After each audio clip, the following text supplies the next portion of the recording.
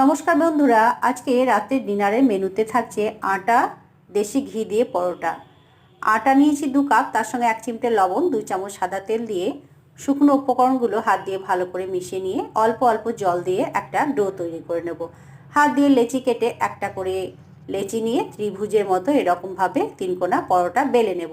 তাওয়াতে সামান্য ঘি দিয়ে একটা করে পরোটা দিয়ে দেবো আর এপিট ওপিট ভালো করে সেঁকে নিয়ে আবার ওপর থেকে 2 পিঠে ভালো করে ঘি লাগিয়ে দেবো। তারপরে ভালো করে সেঁকে নিয়ে তাওয়া থেকে তুলে নেব। দেখুন খুব সুন্দরভাবে কিন্তু আটার পরোটাগুলো ফুলেছে। একে একে সব পরোটাগুলো রেডি করে নেব। তারপরে একটা প্লেট নিয়ে গরম গরম পরোটা পরিবেশন করব।